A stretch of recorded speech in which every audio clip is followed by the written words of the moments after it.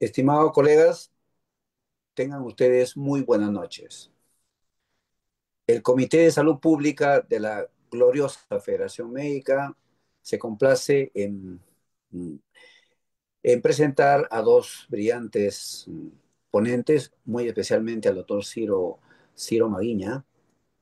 Eh, Nuestro maestro, el doctor Ciro Maguiña, es profesor principal de la Universidad Peruana Cayetano Heredia. Ha sido paz decano del Colegio Médico del Perú, es infectólogo del Hospital Nacional Cayetano Heredia, autor de múltiples investigaciones y bueno, es un conocido por la forma tan fácil de cómo hace las diferentes ponencias, fundamentalmente en el campo que él más maneja, que es en el campo de la infectología. En esta oportunidad, como sabemos, se está incrementando cada vez más el calor y eso hace que se presente mayor caso de dengue y en los lugares que ya todos sabemos, que es como el norte y también en la selva. Pero también ya sabemos que ese mismo vector lo tenemos en nuestra Lima metropolitana y ya tenemos casos de dengue también aquí en Lima. Con decirles nada más que el 2024 se han reportado más o menos 273.847 casos hasta la semana 46 y el año pasado se han registrado 259 fallecimientos, ¿no? De los cuales 252 fueron atribuidos directamente a lo que es el dengue. Y las regiones más comprometidas pues, fueron las regiones del norte, las regiones de la selva peruana y también algunos distritos de Lima Metropolitana. Bueno, nosotros como Federación Médica no estamos muy, o sea, no lo dejamos pasar esto simplemente como algo que no nos interesa, porque nosotros también vemos la parte educativa, vemos la parte académica y siempre nos han ligado a nosotros solamente con la parte gremial y no es así. Nuestra fortaleza es la parte gremial, nuestra fortaleza es luchar por las mejores condiciones laborales de nuestros compañeros, de nuestros diferentes colegas médicos, así sean mayores, así sean gente joven, etcétera. Pero, sin embargo, también va de la mano la parte académica, la parte educativa, y en esta oportunidad estamos tocando hoy un tema que en estos últimos días está incrementando, que son los casos de dengue. Bueno, sin más preámbulo, voy a dejar en la conducción de este tema al doctor Paul Larrea. El doctor Paul Larrea es un médico que trabaja en, en el hospital, perdón, en la región de... eh, hola, ¿me escucha? Sí, te Hola, escucho, te escucho. hola, hola. Perfecto.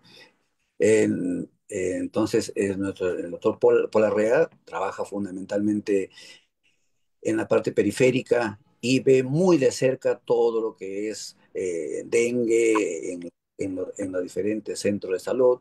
Tiene que ver mucho él sobre lo que es la fumigación, mucho tiene que ver lo que es la prevención y creo que los aportes que él nos da con, conjuntamente con la exposición de nuestro maestro, el doctor Ciro Maguiña, pues va a dar bastantes luces para poder entender mejor esta enfermedad, de cómo prevenir, cómo manejarlo y también qué futuro nos espera con el dengue y ahora más que nada cuando ya está, está por venir o ya lo tenemos presente a la vacuna para el dengue.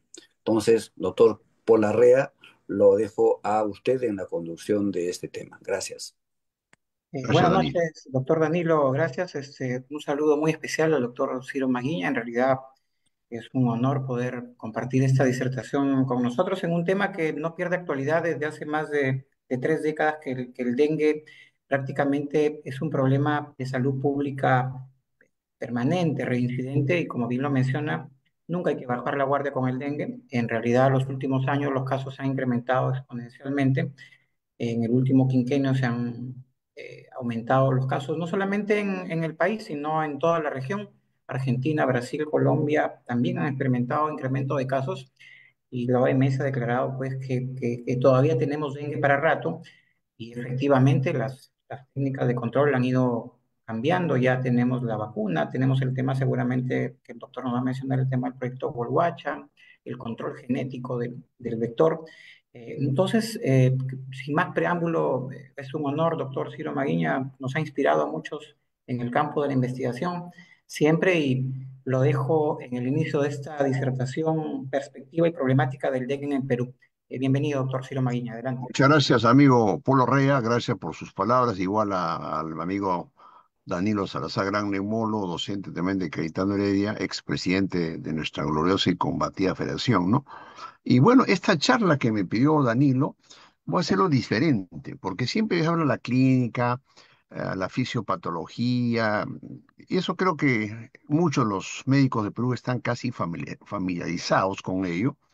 Y voy a tratar de un enfoque un poco, mucho más de los grandes temas que nos enfrenta el dengue, que son políticas sanitarias, y creo que como federación tiene que dar una opinión, ¿no?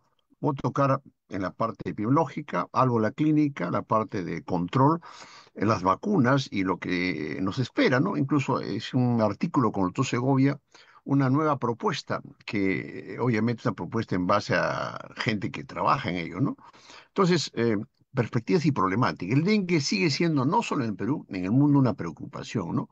Y cuando uno revisa los titulares de la prensa, desde hace años, ahí está en mi tierra, en Cusco, en Cajamarca, siempre, ¿no? Y hace años estamos perdiendo, hace tiempo que perdemos la lucha contra el dengue. Eso es un tema que hay que aceptarlo, y no solamente en dengue, en tuberculosis, en muchos temas, porque la agenda sanitaria siempre ha sido postergada.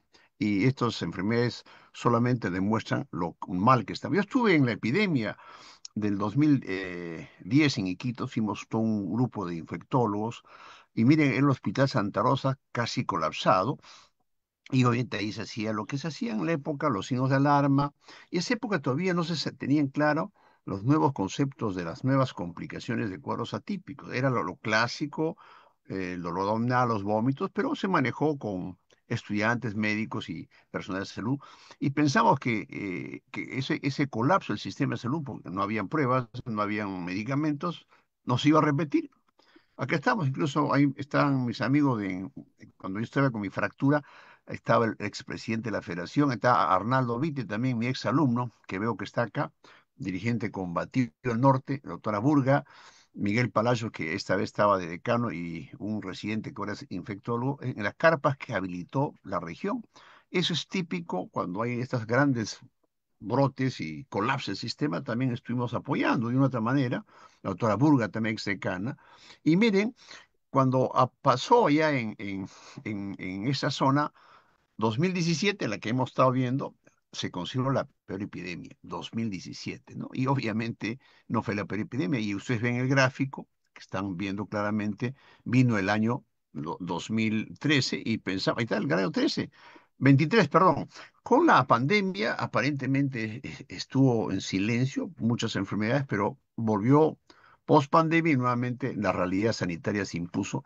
Y lamentablemente el año 23 hubo muchas muertes, 444, que han sido menos el año pasado. Sé que se trabajó en este tema, que nadie quiere que se muera, pero igual morir era importante. Fíjese el año 2023. El año pasado fue mucho menos. Y el cuadro comparativo revela que tenemos dengue para rato. Lo que pasó el 10, 17, ahora tenemos 23, 24. Este año será también igual. Probablemente sea mayor en la medida que las condiciones del dengue en el mundo, el Perú, se han mantenido. El cambio climático, hoy en Lima hemos tenido 30 grados. Y recuerden, Lima fue el año pasado el foco más importante. Y Lima, para los limeños, el año 2005 entró el primer brote en el Cono Norte, participamos también los primeros casos que se detectó cerca al Hospital Cayetano Heredia. Entonces, el mensaje epidemiológico es que no estamos controlando, y este es el mapa que ustedes conocen. En Lima se convirtió en el nuevo foco endémico. Es una cosa increíble que Lima, una zona subtropical, sea endémico, por las condiciones pues de miseria, hacinamiento, crisis sanitaria. Y ahí está La Libertad, que también hoy compite en temas de violencia. Piura históricamente, Ica, que fue un lugar que ingresó el año 16, se ha mantenido y el resto en mayor o menor proporción. Eso revela el comportamiento variable, ¿no? Y ahí están la zona de la selva, la costa y lo sorprendente el año pasado fue Arequipa, un país vecino que también ya ha tenido casos autóctonos y eso preocupa y probablemente esto continúe en Moquegua y Tacna y otras regiones porque el cambio climático no para. Lo interesante de los últimos años, es información del ministerio, es que el dengue 1 y dengue 2 son los que predominan en nuestro país. Vean el mapa. También hay el 3 y el 4, obviamente, pero el uno y 2 son los que ven en color ahí, en verde y el en moradito, y el dengue 3 en algunas zonas así importantes. Eso es lo novedoso, digamos, del año 24. O sea, el dengue 3 ha ido entrando un poco más que clásicamente el uno y 2. Esos tienen importancia. En relación a las vacunas, recuerden, esto sí tiene importancia, porque las vacunas que incluso ofrece el ministerio hoy día no cubre el dengue 3. Hay un primer dato a considerar. Entonces, todo lo que he señalado brevemente es que estamos viviendo el año pasado, entre comillas, la peor epidemia y en mi opinión creo que va a ser otras más que superen, dado que la crisis sanitaria post-COVID ha empeorado. Primer mensaje, ¿no? Segundo, hemos tenido la mortalidad que hemos señalado, algunos en Piura, en Ica, en Pucallpa. Lamentablemente son las condiciones sanitarias malas que existen. A veces no hay UCI inclusive. Y lo interesante que en estos años que yo siempre hago consultorio clínico, hemos visto no los cuadros típicos, hemos visto cuadros atípicos, inclusive los cuadros de coinfecciones, que lo comentaremos por un tema de salud pública. Y un dato grave, que es post-COVID, que se bajó el control vectorial. Eso influye en leishmania, en malaria, en verruga por en Chagas. Es decir, y esto está demostrado porque pedimos el informe el año 23, bajamos la guardia. Y lo que apareció recién hace poco, el Takeda, como una nueva estrategia, no de control, de ayuda sanitaria, lo tocaremos, porque se ha visto que las vacunas en ninguna parte del mundo controlan brotes, que quede claro ello, ¿no? Y miren, cuando uno es gestor y político, como los últimos brotes han sacado a ministros, cuando la doctora García dijo que era un psicosocial, ustedes lo recuerdan, ahí está escrito, y tuvo que salir. Y eso revela que también afecta a los políticos, ¿no? Y mi amiga la doctora Rosa Gutiérrez, que también dijo que 15 días se controlaba, también cayó. Entonces, eso es interesante cuando vean la propuesta que hemos hecho con la doctora Segovia, de cómo este tema de sostenibilidad, de gobernanza, tiene que ser sólido. Esto que pasa va a pasar con los nuevos ministros que entren o la gente que va transitoriamente, ¿no? A tal grado que el Lancet Infection Disease nos criticó acá. Han sacado 5 ministros y todo el fracaso de la salud pública publicada en esta revista científica, que nos dio pues con palo también, obviamente, al Estado peruano, ¿no? Cuando estuvimos en el comité de expertos del año pasado, el 23, nos convocaron y lo que pedimos era qué estaba ocurriendo para el control del dengue y otras enfermedades particularmente. El primer mensaje es que lamentablemente post-COVID no había inversión para la vigilancia, que es la principal estrategia de control, la vigilancia. No había personal especializado.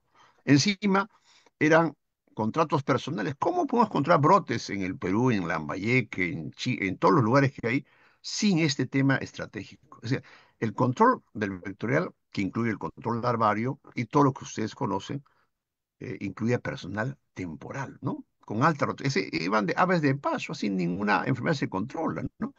Y encima, muchas redes y microredes donde existe el problema, donde los colegas médicos o personal de salud enfrenta las condiciones malas de gestión, prácticamente carecen de recursos. Recuerdo cuando la doctora Patti García fue a Piura, no había motomochilas, tuvieron que contratar 400 motomochilas. Yo estoy en el brote de Casma con el alcalde, no había nada de recursos, están malogradas. Esa es la situación de lo que llamo los bomberos que aparecen cada vez que hay brote. Y qué dicen los expertos ya no peruanos, qué dicen los expertos en el mundo. La situación de vigilancia entomológica no hay en América y en el mundo un tema sostenible, tal como dice el informe del año 19, ¿no? Y encima, lamentablemente, y eso ha pasado en Perú, los mosquitos que eran fumigados con piretroides, malatio, muchos lugares ya no funcionaban. Entonces, enfrentaron año 19 un tema de no vigilancia sistematizada y resistencia al mosquito. Y eso tiene implicancia para el control que vamos a tocar, ¿no? Entonces, se señaló que uno tiene que tener un enfoque integral de la vigilancia epidemiológica. Y creo que todos sabemos, integral significa laboratorio, personal, recursos, todo lo que escuchan. Solamente quiero comentar que hemos visto en estos años estos cuadros importantes, típicos y atípicos. Yo recuerdo a una trabajadora de salud que tuvo, parecía chikungunya, con edema de manos y dolores que incluso le dieron 2 días de permiso en el hospital y hablamos con el jefe personal, no puede ser que el edema era ELISA positivo. Entonces hemos visto no uno, varios casos, ¿no? Y obviamente cuando ahora conocemos mejor la fisiopatología a partir de este reporte de New England que recomiendo a mis médicos revisar, entendemos cómo es una enfermedad multisistémica. No es solamente el tema del dengue shock o el dengue que sangraba, porque eso es la ciencia, ¿no?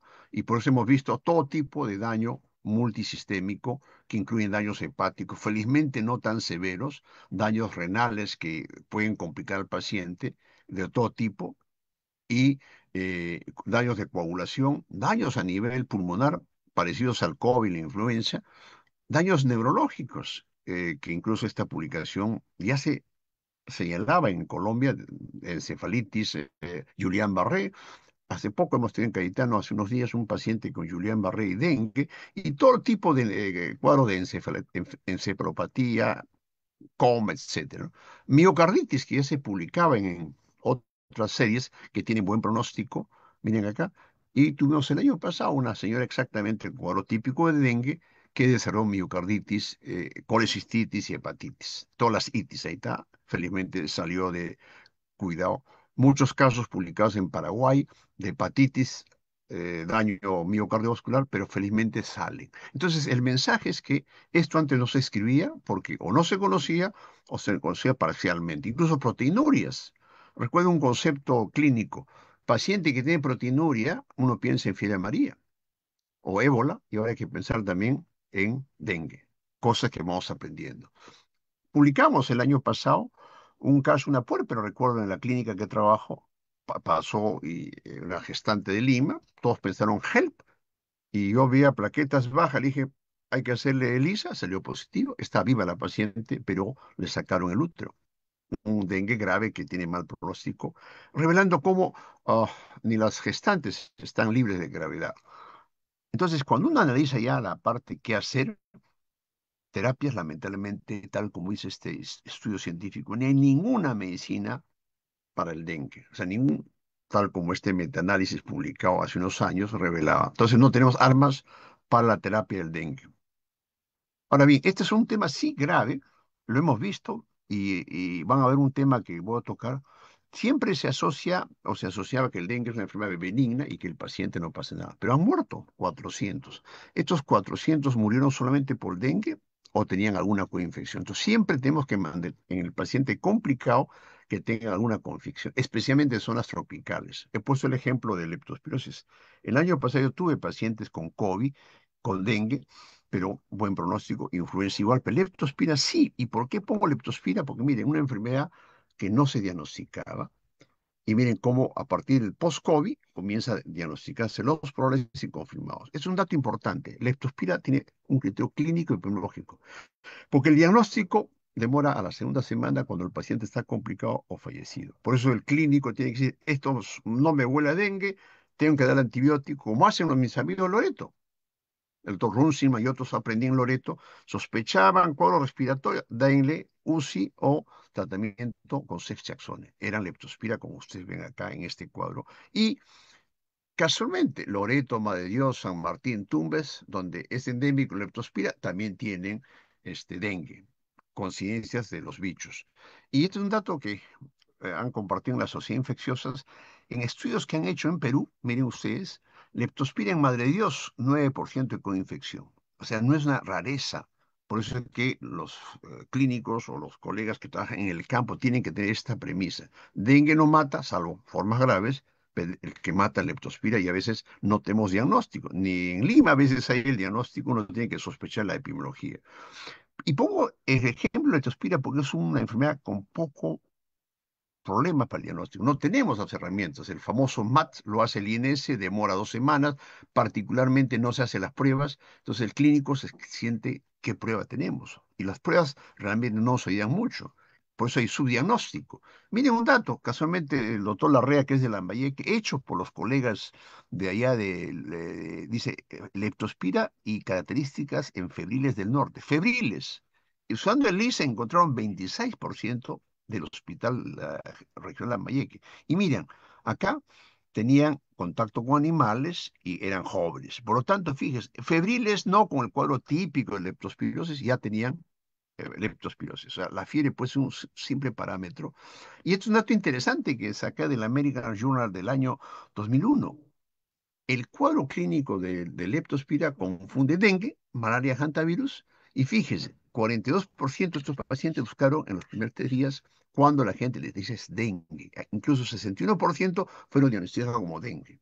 O sea, o tienen coinfección o lo confunden, y eso hace que el paciente no lo traten y el paciente se muera. La importancia de pensar, como dice Gareca, pensar, ¿no? Y cuando el paciente tiene falla renal se muere 15%, falla hepática 15% y falla pulmonar 70%. Fíjese la importancia del manejo del dengue complicado con esta coinfección. Y en estudios que se han hecho en metaanálisis, como los daños a renales, pulmonares y otras tienen alta letalidad. Entonces, mensajes, si bien el dengue da cuadros atípicos, las coinfecciones son mucho más graves, como esta enfermedad que es endémica en toda la selva y en la costa donde hay mucha cochinada.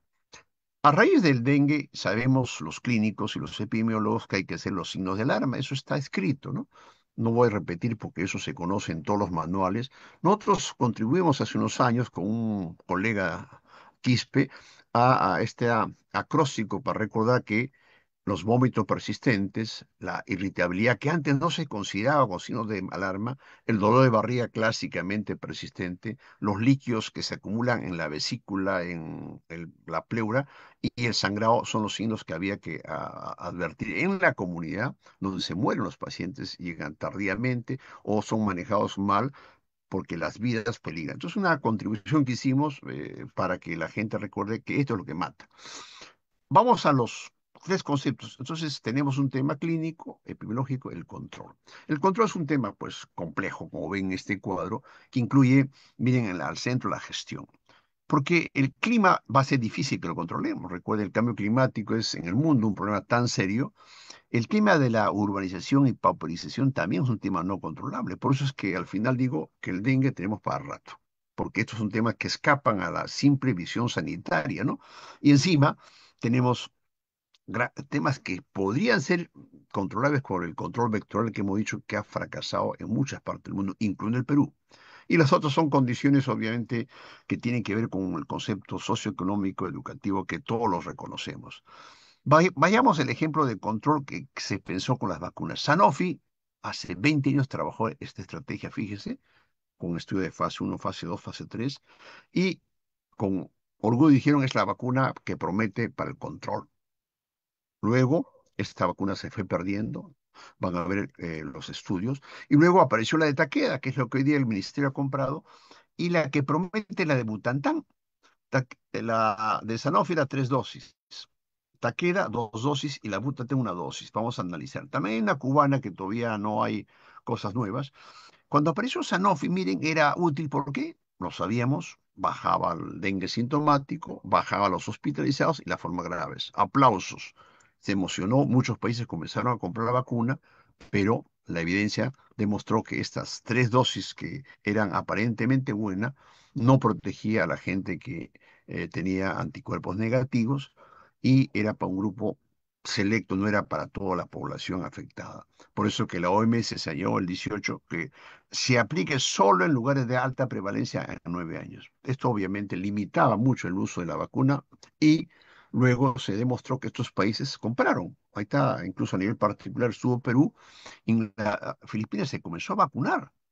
Y luego poco a poco la eficacia o los efectos adversos lo fueron ah, diciendo que ya no funciona tal como se pensaba. Además, si voy a vacunar a los seropositivos de zonas endémicas, hacer estudios de campo de tamizaje era aumentar el costo. Entonces, ¿qué pasó? En niños que no tenían dengue antecedente, se complicaban y fallecían. Eso prácticamente fue un golpe terrible para esta droga y por eso miren la palabra no. No se recomienda en niños o bien menores de 9 años, en niños, en personas mayores de 16, en niños inmunocomprometidos, etcétera. Es decir, comenzó a limitarse esta vacuna tan prometedora, ¿no? Y apareció la de taquera. La de taquera obviamente ha cumplido los requisitos científicos de eficacia y seguridad y ya el año 22, los estudios que se han hecho en muchos países recomiendan que es una bastante segura. Y lo más valioso de este estudio es que en población que también no eran cero positivo, o sea, gente que nunca se expuso al dengue, podía también ser útil. Y los resultados que hicieron en casi 5 años revelaban que era eficaz en enfermedad sintomática y en hospitalización, muy parecido a la de Sanofi, y sí es un gran grupo de bastantes participantes, una data muy seria, ¿no? Y es por eso que esta opinión favorable fue tomada con mucha seriedad en muchos países, en 8 países incluso lo adquirieron. ¿Y qué dijo los estrategas de la OMS, los expertos de inmunización? Ellos señalaban que sí era una vacuna buena, que podía servir para la salud pública y que permitiría ampliar a la vacunación a los cero negativos, que no lo tenía la anterior vacuna. Incluso en este Lancet Global Health, publicado en el año pasado, apareció un concepto. Vacunas sirven para mitigar, no para controlar, ahí está, mitigar el dengue en países que tienen alta carga como Perú. Por eso es que el ministerio el año pasado dijo, donde hay carga, Piura, Loreto, Pucallpa, en base a este concepto es que compró la vacuna, que vamos a analizar, ¿no? Casualmente, estos colegas que escriben dicen, está bien, hay la vacuna, se puede servir, pero el dengue tenemos para rato, ¿no? Es decir, tenemos dengue para el futuro, ¿no? Y obviamente la mitigación es lo que nos va a servir. Casualmente, el mayo del año pasado, ya la OMS lo da el visto bueno porque protege a los 4 serotipos, entre comillas, aunque hubo los 1 y 2 los más usados, y que podía ser usada en niños tanto con negativos y positivos, con 2 dosis tal como se planteó, ¿no? Entonces el Perú lo adquirió, ha planteado para noviembre el ministerio cubrir a estas regiones que ustedes ven, ahí están los lugares que ha escogido, donde hay alta carga del dengue, ¿no? Y esta vacuna se comenzó a aplicar, hubo demoras para el diciembre, prácticamente esta vacuna, la primera dosis para 10, 16 años, llegó al 10%, una baja cobertura, la primera dosis. Y para enero hemos sacado el portal del ministerio, ha llegado al 32%. O sea, se ha proyectado 220.000, pero realmente se está en una cobertura baja. Repito, este es para mitigar que quede claro. ¿Qué va a pasar? No sabemos. Ahora que hay nuevos rebrotes en estos lugares, ¿cómo va a tener eso? No lo sabemos. Y luego, lo novedoso fue la vacuna Butantan, ¿no? Producida en Brasil, pero en colaboración con Estados Unidos. La dosis única siempre es una promesa muy buena para los que hacen salud pública, porque obviamente permite actuar más rápidamente, como la vacuna de fiebre amarilla. Y lo interesante de esta publicación es que decía que protegía a los 4 serotipos. Vamos a analizarlo. Butantan, obviamente, eh, se ha hecho los estudios fase 1, fase 2 y fase 3, y que la vacuna está nuevamente orientada para detener, bajar impacto. Como dice, no detiene los brotes, que quede claro, ¿no? Entonces, en esta publicación científica, publicada hace unos meses, hablaban de esta vacuna para niños y adultos. Ojo, para niños y adultos, ya no para niños como Takeda. Y en este artículo analizaban que habían seguido 2 años, un ensayo en varios centros, 16 centros de Brasil, y miren, acá se amplió la población a 2 a 59 años. Y se hizo el estudio científico o randomizado doble ciego, ¿no? Ahí también miren cómo la vacuna efectivamente, siguiendo los 2 años, era efectiva en relación a la eficacia y seguridad, ¿no? Y un dato que sí lo tuvo la vacuna Butantan, tener en cuenta lo que pasó con Sanofi, que los niños negativas, recuerden, Sanofi tuvieron más riesgo de tener gravedad. Entonces, en la data de Brasil encontraron que más o menos más del 50% eran niños seronegativos, que se sabe que pueden ser formas graves con la vacuna Sanofi, y eso lo validó como un ensayo bastante bueno, usar también los seronegativos, y comenzaron a hacer seguimiento, y realmente el resultado fue espectacular. Y esto resume más o menos lo que se tiene hoy día para esta vacuna de Butantan, ¿no? La eficacia para el tipo uno y 2, 70%, ¿no? Ustedes ven, 1 y 2. O sea, para el 1 y 2 más o menos sirven en cuanto a eficacia. Y gente que tenía exposición previa, o sea, ya tenía anticuerpos, fue 73% y 82%, y que, o sea, tenían un poco más de anticuerpos. Y fíjese las edades, la eficacia en 2 6 años fue 80% y en 90% en los que, adultos de 18 hasta 59 años. Es decir, se demostró que esta vacuna era bastante... alguien se metió por acá ya. Le voy a quitar esto acá. Entonces, miren, esto es importante. Amplió la cobertura de Takeda a población adulta, no anciana, pero ya tenía buena eficacia. Eso nos ha, a los infectólogos, alertado. Pero, ¿qué pasó? El 3 y 4 que han circulado en Brasil poco, prácticamente no se tienen resultados. Fueron el tipo 1 y 2, esos estudios de eficacia y seguridad. Entonces, es otra limitante que ellos mismos lo señalan en el estudio. La conclusión que es una buena vacuna de dosis única, segura, eficaz y podría ser útil para el dengue 1 y 2. ¿Vieron el cuadro inicial en Perú? Está el 1 y 2, pero también está el 3. Y eso sería una limitante para el Perú en caso que esta vacuna se aprobara, ¿no? Vamos a la penúltima parte del control vectorial. Ustedes han visto fotos, películas, ministros saliendo, hay que fumigar, hay que poner larvicidas, etcétera, hay que botar cochinadas. Esto se hace siempre. Y a pesar de eso, siempre la gente vota a los fumigadores, vota a los que dejan larvicidas, o la gente ya no participa. Ya se cansó de hacer, como dicen, el show. Vienen de madrugada, en fin, y es un tema que pongo como ejemplo porque eso se hace siempre. ¿Por qué hemos fracasado? Por un tema que lo comentaré en el comentario final.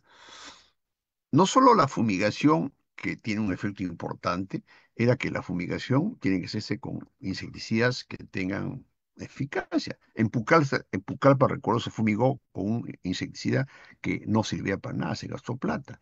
Y encima se ha visto en estudios de campo que muchos piretroides, o incluso el malatum, y hay resistencia. Entonces, los mosquitos se han hecho resistentes, lamentablemente, como pasó con el DDT. Un tema que preocupa, pero muchas veces no se hacen estos estudios. Les digo verdaderamente. En muchas regiones se compra sin haber hecho esto que es científicamente necesario.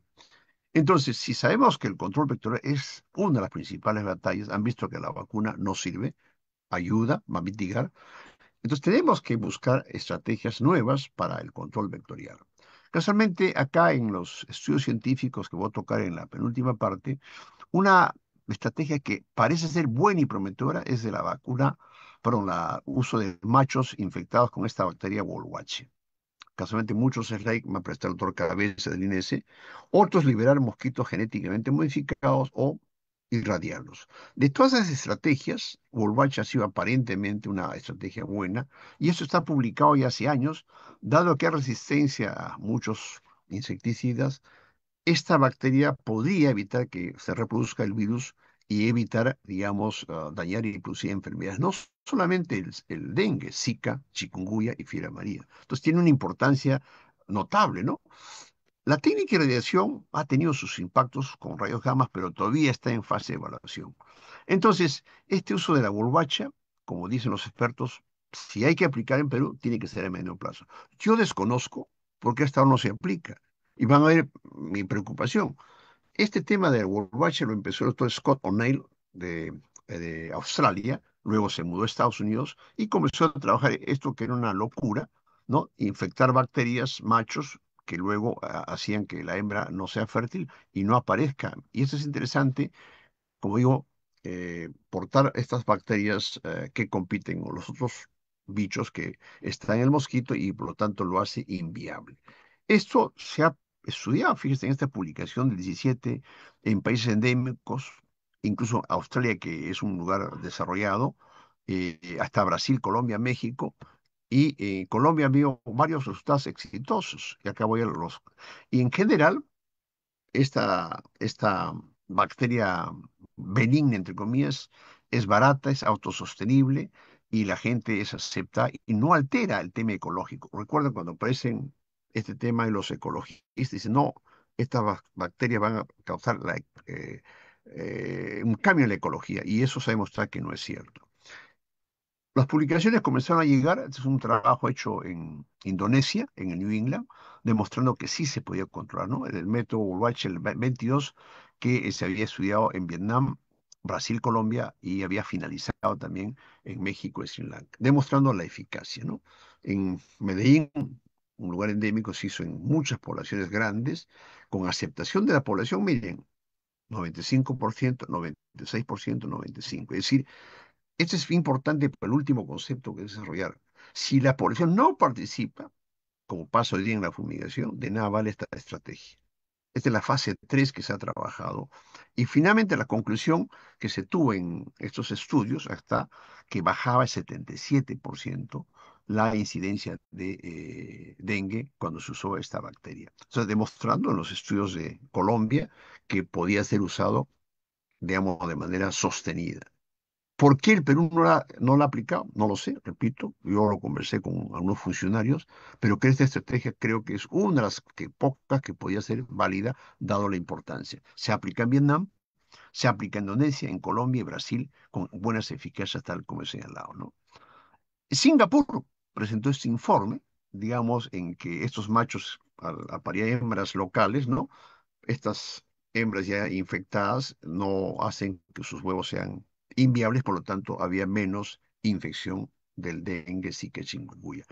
Pero, ¿qué dicen la gente de Singapur? Honestamente dice, si bien uno puede suprimir usando la bacteria en el Aedes, no necesariamente eso significa que eso es la única estrategia, ¿no?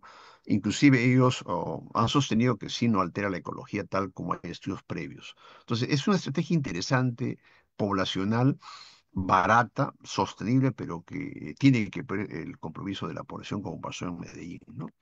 Y acá me detengo un tema que lo he dicho varias veces, lo hemos escrito. No hay control antropológico, no solamente en el dengue, no existe en casi ninguna enfermedad en muchas partes del Perú y del mundo. Yo estuve en un evento hace años en Paraguay donde los académicos se reunieron y fue un argentino que dijo este concepto, porque por lo tanto en muchos equipos de salud, por ejemplo en Iquitos o Piura, hay antropólogos, hay sociólogos, no hay. Y estas son enfermedades de las comunidades. Y esto es un tema, en mi opinión, descuidado generalmente. Entonces, si nosotros quiere el enfoque integral, tenemos que incluir también a este, que es muy importante, ¿no? Y hay ejemplos históricos. Yo escribí por eso el año pasado en Acta Médica Peruana que el enfoque de la participación de la población. De nada vale todo lo que ustedes han escuchado si la población, que es la que vive el dengue, vive la leptospira, vive la tuberculosis, porque es lo que mueren. No mueren en las clínicas de Lima, no mueren en la clínica de Chiclayo, mueren en el campo, en las ciudades, ¿no? Y con el doctor Segovia, que es mi exalumno, un magíster en epidemiología, nos reunimos y publicamos este.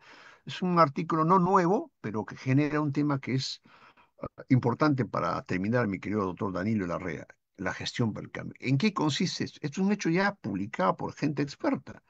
Este es un tema que ha sido publicado recientemente en la revista Médica de Diana. Si queremos seguir con estos brotes, estos problemas que hemos comentado cada mes, cada año, tenemos que enfrentar. Este es un tema, en mi opinión, no novedoso, pero creo que valdría la pena. Se llama gestión integrada de control, que ya la OMS lo escribió hace unos años, gente experta. Casualmente se llama el modelo de gestión de Kotter, que es un modelo integral. Es un modelo que si ustedes me escuchan van a decir, caramba, parece sencillo, pero no se hace. Ese es el modelo Kotter, ¿no? Por eso en esta charla de la federación, donde la federación siempre exige, lucha, propone, creo que es importante esto, así como hemos hablado del Volwacha, es el modelo que debe perdurar. Esto no solamente, repito, para el dengue. Yo recuerdo que en la década del 80 yo participé con Falconi y Legua en el control de la lepra en la Amazonía, un enfoque integral de años de trabajo, que sin saber el cote lo hicimos. Entonces yo eso lo he vivido en carne propia. Trabajamos 8 años en un control de la lepra que era endémica en la Amazonía peruana y aplicamos este modelo porque, digamos, que se demuestra exitosamente en el campo. Ahí está los 8 pasos que vamos a resumir. Uno, esto es un tema que parece teórico, pero no sucede. Crear urgencia de cambio de funcionarios y gestores. Es decir, tener funcionarios de carrera, gestores, pero veamos a nivel político, se improvisa, se pone gente no experta. No cuento cuentos, es la realidad que se vive en muchos, es el tarjetazo político del partido, de la gerencia, y muchos son transitorios, muchos son corruptos, muchos no conocen nada, pero así tenemos, lamentablemente, lo vemos en la política diaria, ¿no? Equipos, ¿formamos equipos? No, se contrata transitoriamente, como vi el informe del año 23. Es decir, si no formamos un equipo, y esto me recuerda a los famosos malariólogos. ¿Cómo se logró el control de la malaria de la costa peruana? Eran equipos de los famosos malariólogos. Y hicieron que no haya malaria en la costa peruana. Con fumigación, con equipos, con diagnóstico. Eran equipos. Eso no lo tenemos hoy día. Entonces, eso es un tema, en mi opinión, retomemos una experiencia peruana. La acción integral que he mostrado, la acción no solamente es fumigar, dejar herbicidas, ¿no? El enfoque integral desde las bases hasta los gobiernos, hasta los gerentes, ¿no? Y esto es importante, finalmente, esto donde se ve en los lugares donde la gente vive, en las ciudades más humildes y pobres del mundo, ¿no? Y eso, obviamente hay que hacerlo, empoderar a toda la comunidad, promotores, parteras, qué sé yo, que también era una tradición en la estrategia. Y esto es un tema importante. Muchas veces dice la región Loreto o dicen, y la gente actúa y no ve los obstáculos. Obstáculos siempre existen, de tipo económico, de tipo logístico, hay huaicos, falta entonces tenemos que prever eso, y no esperar que haya un brote para buscar que no hay motomochilas, como pasó recuerdo, en Casma, cuando fuimos a un brote, ¿no? Y obviamente la credibilidad, y eso es enfoque antropológico.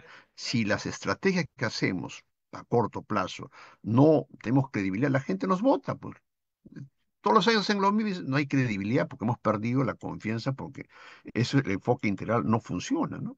Y muchas veces se ha hecho grandes avances, recuerden Loreto, ¿no? Periódicamente se ha hecho grandes avances, conozco a la gente de Loreto, pero eso hay que consolidar logros. O sea, que si hemos hecho bien en esto, y por eso sirvió para el control del brote último cuando llamaron equipo de Loreto para evitar la mortalidad.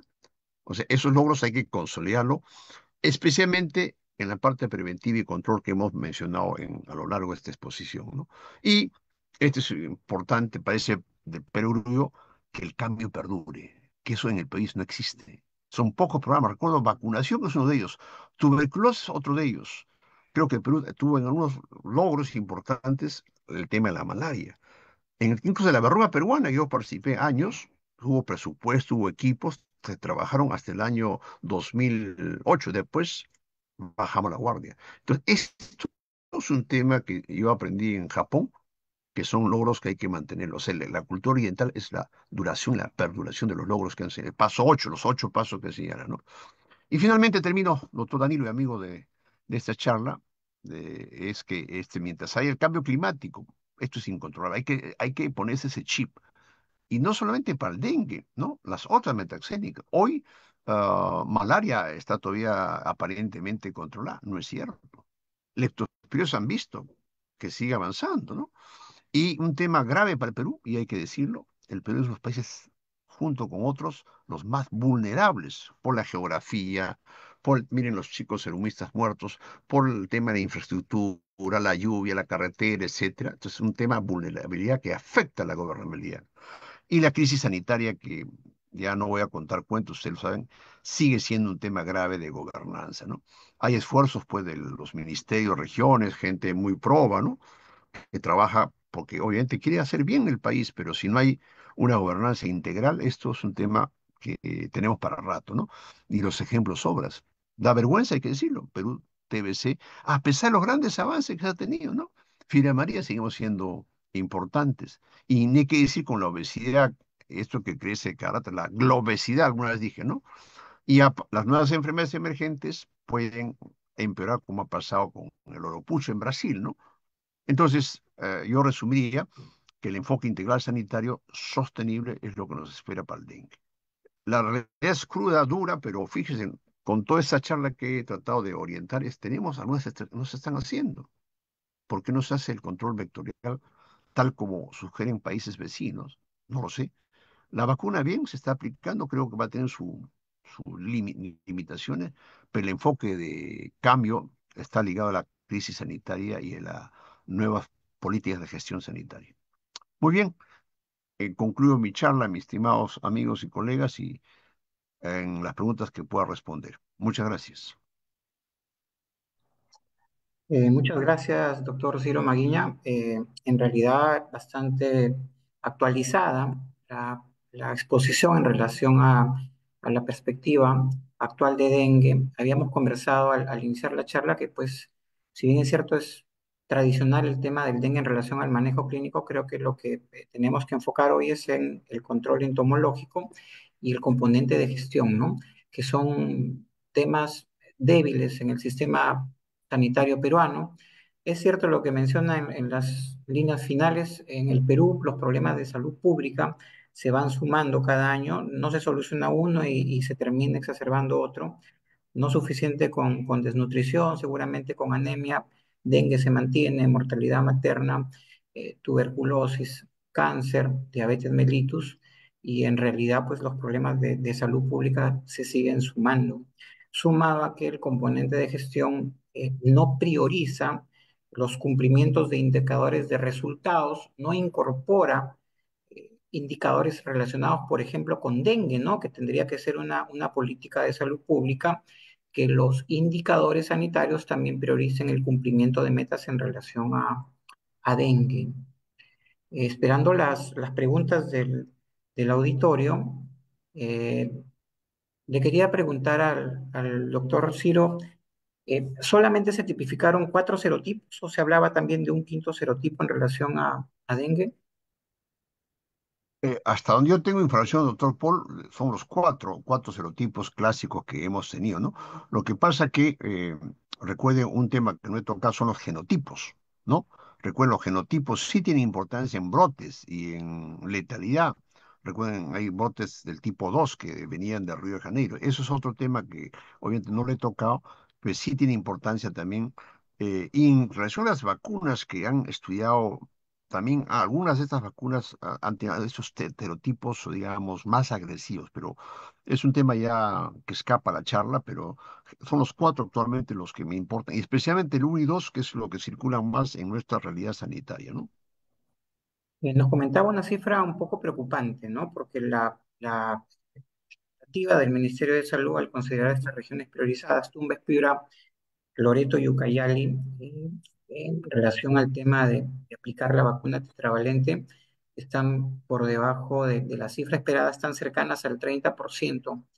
¿Cuál es la expectativa o de repente tiene conocimiento en relación a poder llegar a una cifra de alguna forma? Sabemos que el tema de la vacuna es una de las tantas estrategias para poder controlar el brote. Bien lo ha mencionado usted, no, no va a controlar el brote, pero de repente suma para poder controlar la enfermedad.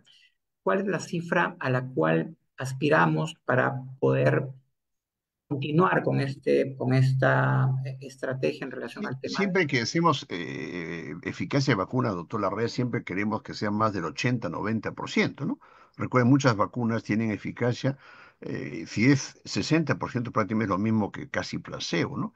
30 estamos muy atrasados, ¿no? Y obviamente a pesar de que hay la intención política, entonces eso tiene que evaluarse porque el atraso, sí hay fenómenos climáticos, todo. Y miren un ejemplo también que vivimos con la viruela en mono. Casualmente tocamos en otra conferencia de la Federación la cobertura, habiendo vacunas en la época que vino el primer brote, fue menos del 40%. Yo recuerdo, tengo un paciente con VIH y que, no, doctor, no pude llegar, siempre pretextos. Entonces, fíjate, Perú ha sido líder en cobertura de vacunación históricamente, en muchas décadas. Y es una estrategia que tenemos que retomar esos equipos de vacunadores con mística en el Perú, que en mi opinión tienen mucha importancia. Y estamos viendo ahorita una enfermedad interesante para mitigar, no hemos logrado una meta y ha pasado varios meses. Entonces, eso es un tema que hay que reforzar, los vacunadores, históricos de Perú, tener una nueva estrategia, no solamente para el dengue, digo que es una mitigación para otras enfermedades que circulan todavía y tienen baja cobertura, ¿no? Que nos sirva de ejemplo que estamos todavía atrasados. Y acá nos escriben en el chat, nos dice Daniel Neira, apreciado doctor Maguiña, una reflexión acerca del enfoque de una salud en relación a la prevención y control de enfermedades metaxénicas, entre ellas el dengue. Yo dije un tema que creo que voy a retomar, gracias al doctor Neira, es el tema del control antropológico. ¿Por qué la población o no es consciente, o se cansa, o ya bajó la toalla, o está acostumbrada a lo mismo? Porque no hemos sintonizado con la población. Yo pongo el ejemplo histórico del cólera. ¿Por qué el cólera, un país pobre, con sendero, con violencia, con todo, logramos controlar? Trabajamos con un equipo integral, desde el presidente, los gobiernos regionales, en esa época no había, se trabajó integralmente en lugares más alejados. Ese enfoque integral en cólera, que incluía radio, televisión, es decir, ese enfoque lo hemos perdido. Entonces necesitamos hacer estudios antropológicos en los lugares donde la gente se muere, donde la gente, ¿qué está fallando? ¿Falló que hubo una mala comunicación o falló que no hubo medicamentos? ¿Qué sé yo? En fin, entonces un enfoque antropológico integral para que nos den pautas, para que esa población, la que sufre, participe más. Eso ha funcionado en muchas estrategias de enfermedades. Funcionó en malaria, funcionó en tuberculosis. Les doy el ejemplo de TB. ¿Dónde había TB en Perú? TBMDR, Agustino, La Victoria, los guetos, recuerdo. Hemos visitado con el doctor Gotuso hace años con mi amigo Lucho Fuentes, que hizo el grupo de TV, hizo el enfoque integral, la parte nutritiva, tambos para los pacientes. En TV logramos bajar la MDR en esos guetos porque se participó con el alcalde. Eso que parece, en teoría no se hace en el dengue muchas veces. Se confía solamente en la motomochila o la larvicida y el resto no existe. Entonces creo que ese tema antropológico que es factible, no tiene mucho costo, debería hacerse en los lugares donde hay temas de rechazo, no participación, como una pregunta que he visto al respecto. Es cierto, en realidad la mayor parte de enfermedades en salud pública tienen que ver mucho con comportamiento social, ¿no? Y en todo caso es súper importante que se incorporen antropólogos, sociólogos, si queremos un cambio en el comportamiento social de la población, que como bien lo ha mencionado usted, es vital para el control de la enfermedad. Toda vez que inclusive en el Ministerio de Salud, acá en Perú, creo que a nivel de toda la región, se viene la implementación del modelo de cuidado integral en relación a redes integradas de salud. Otra pregunta del auditor es si la población a la fecha no percibe el riesgo de la enfermedad, ¿no? Relacionado con lo que estamos mencionando. ¿Cuál sería la mejor estrategia para lograr que la población y autoridades se involucren en el cambio? Yo creo que en enfermedades que hemos participado, yo recuerdo mi amigo Augusto Tarazón en Ancash, cuando veía morir mucha gente con enfermedad de Carrión, no se quedó solamente en tener el laboratorio o tener el control de los mosquitos, llamó a la población. O sea, llamó a la población, nos reunimos en las poblaciones donde existe el problema a participar de manera activa, no solamente con afiches, con ¿no? Teatros populares. Entonces, ese tema, cómo ganar la población, yo no lo voy a hacer, el doctor Larrea, tiene que ser gente experta, sociólogos, psicólogos, antropólogos. Por eso el enfoque integral incluye este personal que nunca se incluye.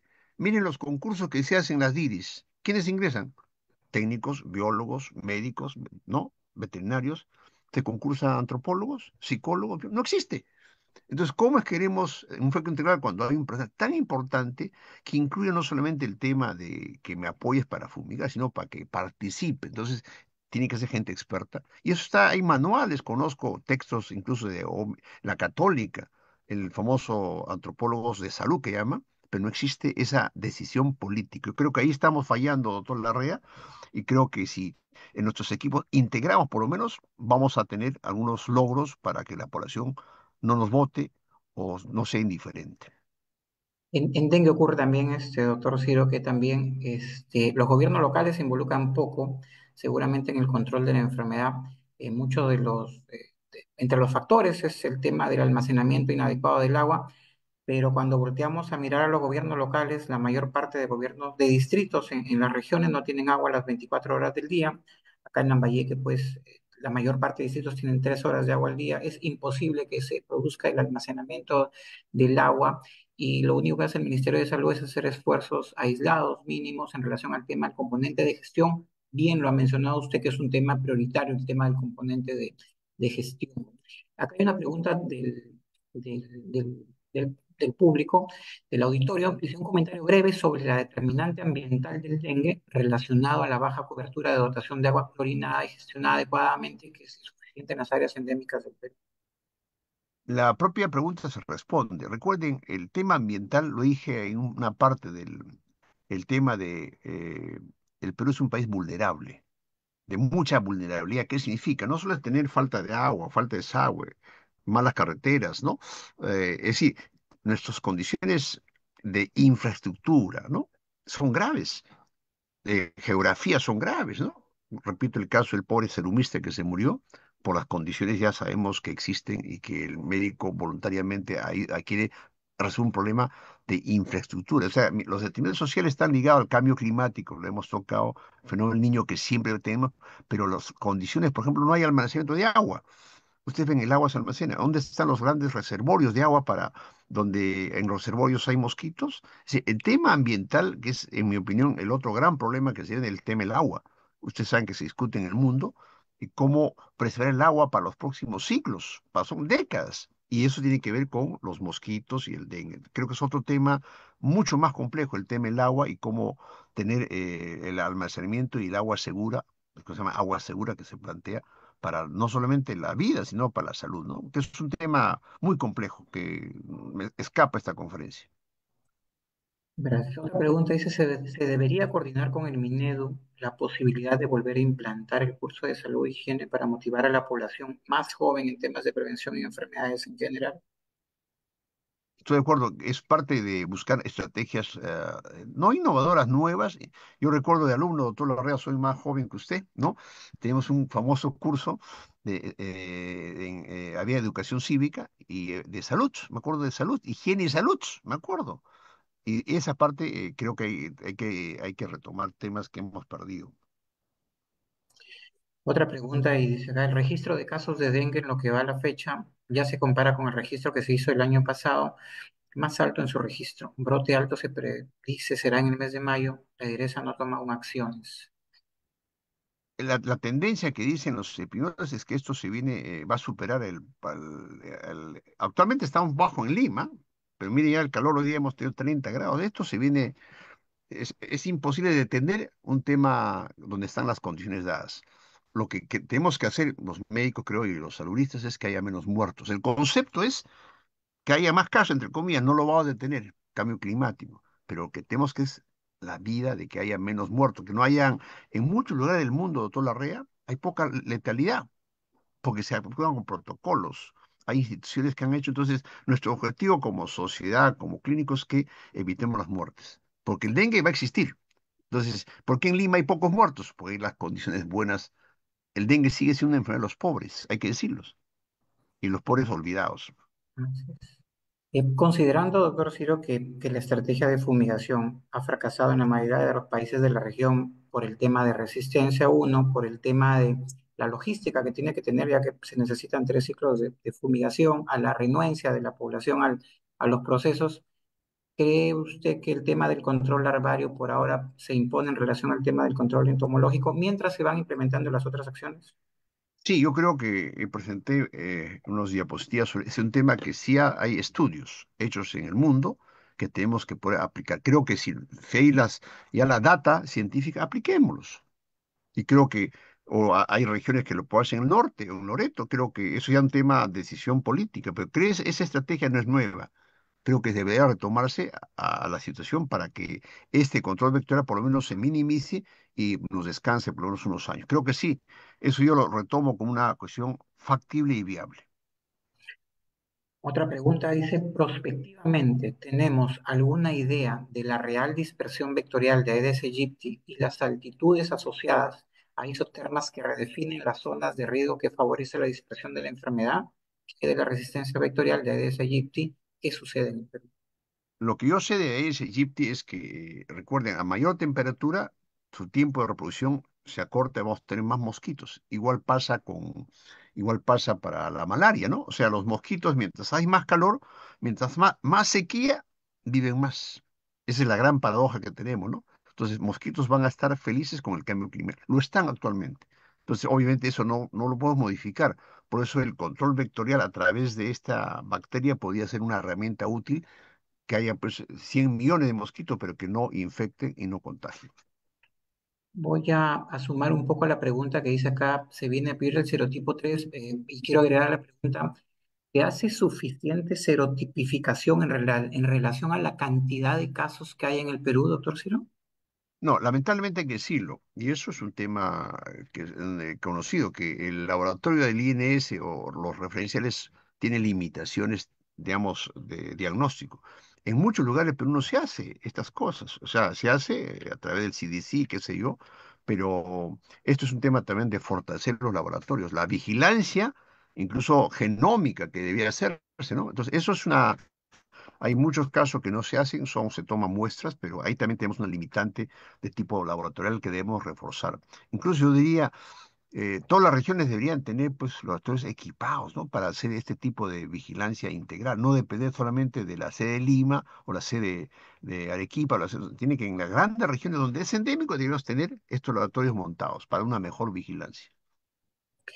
Un saludo al doctor Arnaldo Vite Quiroga, que desde Piura nos pregunta, ¿la presencia de casos atípicos tiene relación directa con algún tipo de serotipo de virus o variante? Y agrego aquí porque también el año pasado, durante el año pasado, en el 2023, acá en Navarra, tuvimos algunos casos atípicos, en algunos casos con síntomas digestivos muy predominantes, en otros casos con síntomas respiratorios muy predominantes, en otros casos con síntomas urinarios muy predominantes, con tiempo de enfermedad entre los 14 y los 21 días, por encima del tiempo adecuado, y parece que esto también está ocurriendo en Piura, ¿no?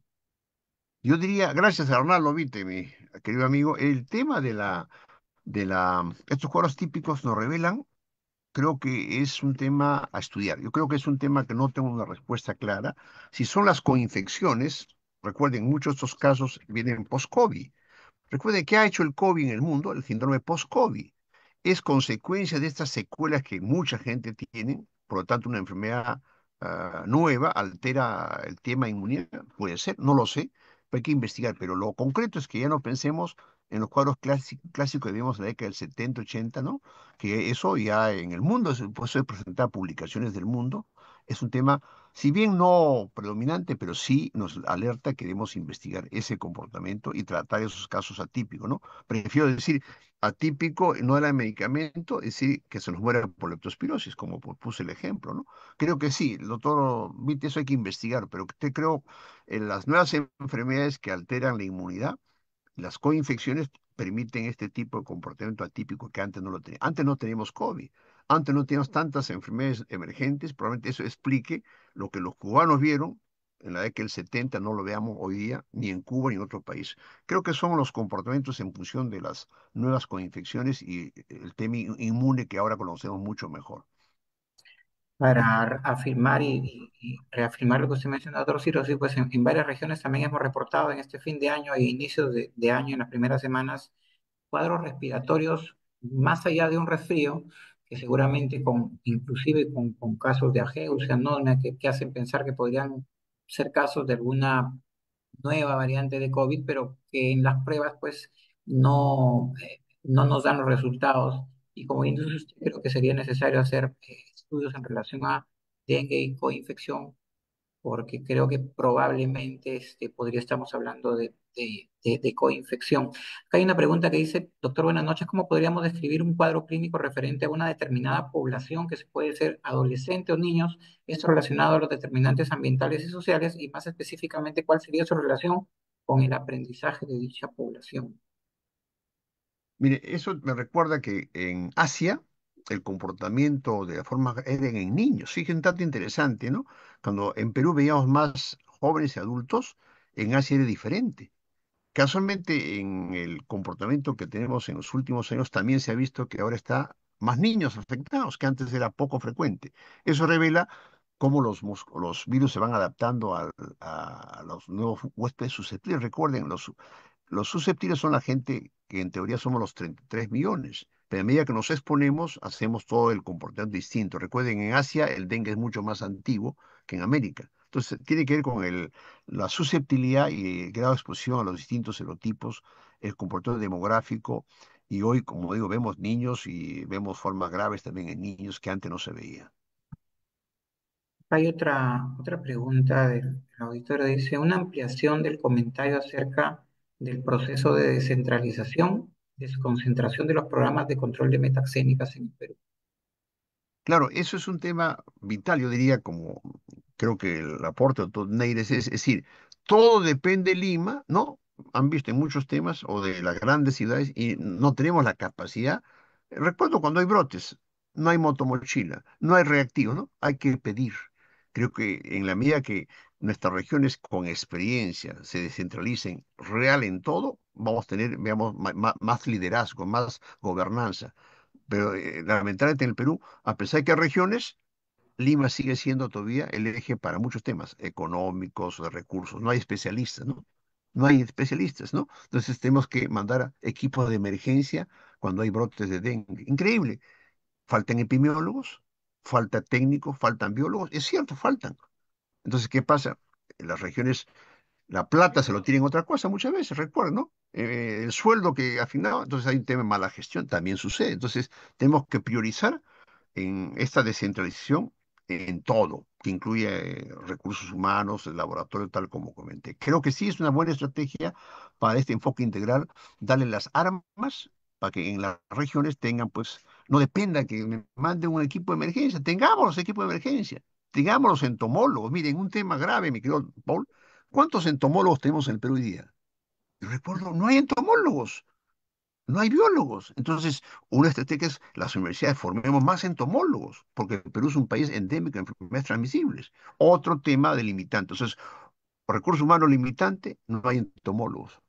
Entonces, creo que es un tema, en mi opinión, fundamental para el control vectorial. Es difícil tratar la anemia y la desnutrición sin especialistas en nutrición. Es muy difícil tratar el dengue sin especialistas entomológicos, también sabiendo que el control vectorial es una pieza importante Así es, del control de la enfermedad. Acá decía también una pregunta que la pasé en leucocitura y creo que también hematuria son parte de la evolución natural del dengue. así es, así es. Así es. ¿Qué ítems específicos más sobre dengue consideraría sensibles para abordar en investigaciones en tesis universitarias que falten investigar en Perú? Pues como un tema que le digo que no se investiga mucho a nivel epidemiológico, es del clima. Por ejemplo, uno dice que hay más brotes en tal año, si los cambios de temperatura, eso existen, digamos, tenemos que investigar eso que hablamos del cambio de temperatura, por qué en tal región, por ejemplo, por qué en Loreto unos años está en silencio y por qué en Piura sí. Es un comportamiento estacional.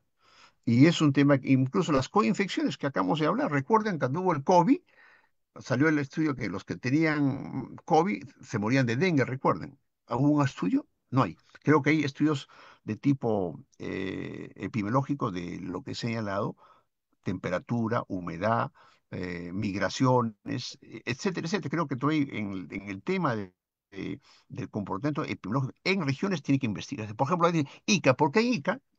Porque en Ica hubo tanto Zika y dengue, nadie ha investigado. Creo que en la parte epidemiológica también están muy limitados. Y creo que hay que hacer estudios de cohorte que nos expliquen más nuestro comportamiento regional, no decir solamente tenemos tantas tasas y tantos casos. Creo que eso es insuficiente.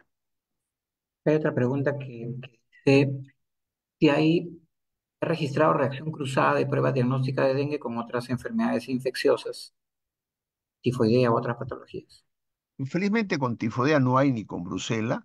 Sí con fiebre amarilla, recuerden, pero fiebre amarilla, pues felizmente son enfermedades, digamos, localizadas en guetos en Perú, ¿no? Entonces yo diría fiebre amarilla, yo diría sería una de las pocas reacción cruzada. Ni siquiera Oropuchi y Manllaro, que son otras arbovirosis. Yo diría las pruebas que tenemos en el Perú son muy específicas y sensibles, ¿no? El gran problema de las pruebas es que no está a la mano cuando hay brotes. Por eso hacemos con criterio clínico epidemiológico. Y sumado a esta pregunta, ¿sí considera usted que las pruebas rápidas deberían estar de forma masiva en el primer nivel de atención? Yo creo que las pruebas rápidas, que son sencillas y baratas, deberían estar en el primer nivel. Eso creo, porque son los que enfrentan las grandes brotes, ¿no? Pero creo que, y aparte son baratas, son fáciles de hacer, no son pruebas no quieren PCR. El PCR, pues recuerden, requiere laboratorio. Pero esas pruebas, incluso recuerden, en malaria, ahora hay pruebas rápidas que en el mundo se están aplicando. Eso es otro tema que en otra charla tocaremos. Entonces, en dengue creo que eh, no es posible que no haya esas pruebas al alcance de los lugares donde existe en forma importante. Acá hay una pregunta relacionada al tema de reinfección, pues, ¿no? Porque la teoría dice, pues, que las reinfecciones, pues, son muy probable que uno tenga dengue con signo de alarma o dengue grave, ¿no? Entonces preguntan, dice, ¿cómo se puede diagnosticar una reinfección? Es difícil porque es parte de los estudios que hay que hacer, ¿no? O sea, yo conozco pacientes que han tenido 3 o 4 dengues, ¿no? O sea, no es, es una infección por un nuevo serotipo, ¿no? Eso también, obvio, lo que sí sabemos, eso sí, no ha cambiado mucho, y una vez conversamos con mi amigo Pablo Grados, que está acá, que la primera infección hace que la segunda pueda ser más grave. Eso se mantiene como hipótesis, hay estudios que han señalado, pero hay gente que en la primera se muere y es grave. O sea, existen los dos componentes, el factor de anticuerpos malos que nos complican, y hay gente que es la virulencia, por eso habla de los serotipos, ¿no? O sea, existen los dos componentes para ver la letalidad en función de la coinfección o la virulencia que tiene estos virus. Mandan saludos desde Cusco y acá hay una pregunta en relación a las vacunas, si son de virus atenuados, si se dan protección frente a todos los serotipos o a uno son tetravalentes. De repente nos puede recordar un poco lo de la exposición, Sí, doctor las Ciro. vacunas son pues, de virus atenuados, recuerden, y las últimas vacunas, la de Takeda y la de Butantan, son los 4 serotipos. Inclusive digamos, las vacunas, las nuevas que están buscando, recuerden, eficacia y seguridad, porque es un tema vital.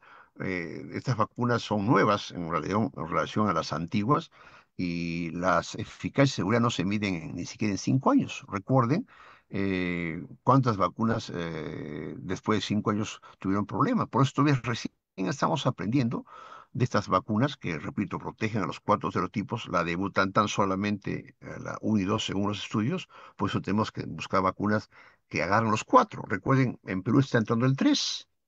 Entonces, si compraban Butantan de acá en 2 años, capaz el 3 en un par de años comienza a predominar. Entonces no nos sirve esa vacuna. Todavía estamos en la fase de aprendizaje de las vacunas. No hay una vacuna perfecta. Y digo, Takeda es buena, Butantan aparentemente es buena, pero yo siempre soy cauto. Recuerden la época del COVID. ¿Cuántas vacunas? La de Sanofi, la de Pfizer, ¿no? Miren, después todas han servido finalmente. Bien. Acá hay una pregunta, dice, en Amazonía ya hubo el serotipo 3 y probablemente se venga Piura. Sí, yo le digo que me preocupa que en los próximos meses o años el 3 comience a crecer, como han visto en el slide que presenté, y eso significa un mejor diagnóstico en los lugares donde se tiene estos serotipos.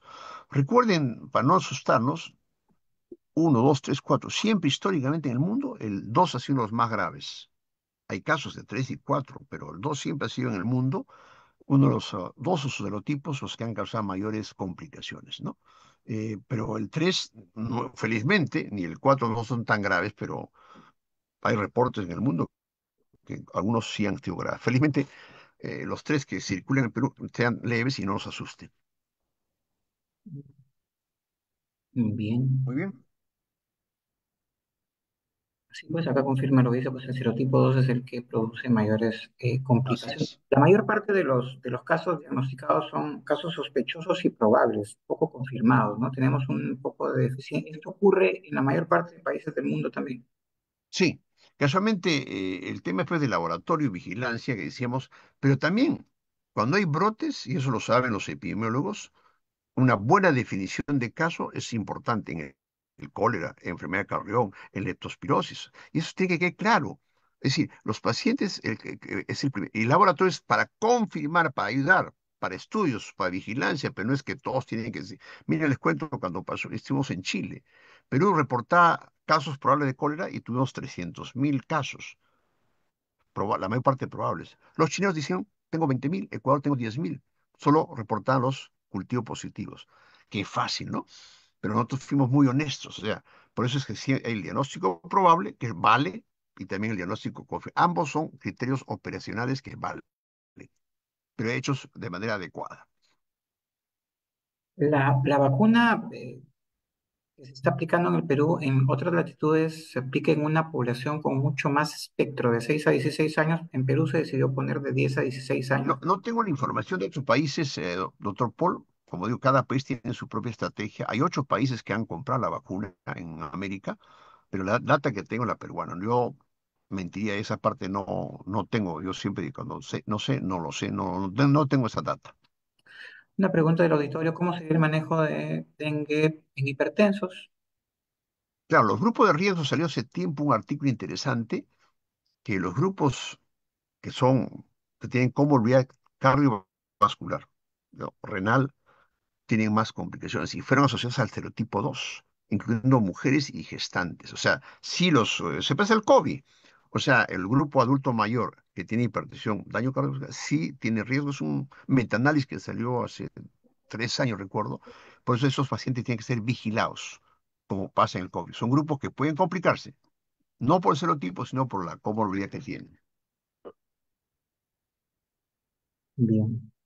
Eh, bueno, habiendo agotado en realidad la mayor cantidad de preguntas, reiterarle la felicitación. Ha sido una extraordinaria exposición, doctor Ciro Maguiña, como siempre, con datos actualizados, con la data bastante reciente y fresca, con algunas propuestas, con algunas sugerencias para que el componente de gestión sea fortalecido, seguramente para que los indicadores de cumplimiento de metas también se incorpore el dengue como una prioridad y para que seguramente el tema del control entomológico, además del tema de vacunas, sean actividades que cada una de ellas sume en el control de la enfermedad. Ya lo dijo usted bien claro, creo que la OMS también lo ha manifestado, tenemos dengue para rato, para varios años, por todos los factores que son difíciles de controlar. Seguramente dejo al doctor Danilo Salazar, seguramente para la despedida de la actividad. Muchísimas gracias, doctor Firo Maguiña. Muchas gracias a los que me están saludando, a Pablito, a Arnaldo y todos los grandes amigos y colegas. Gracias, mi estimado Paul, por tu excelente conducción y muy contento por las más de 50 preguntas.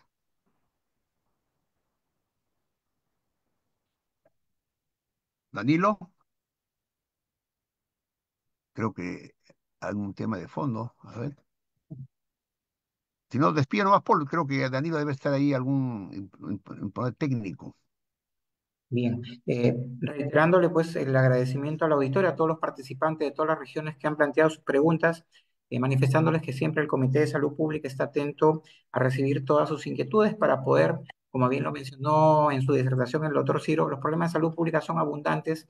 Federación Médica no solamente se preocupa por mejorar las condiciones laborales, mejorar las condiciones en que se realiza el acto médico, sino también uno de nuestros objetivos es manifestarnos sobre temas de salud pública, que seguramente también lo dejamos, hacemos las propuestas en la mesa de diálogo que tenemos con el Ministerio de Salud.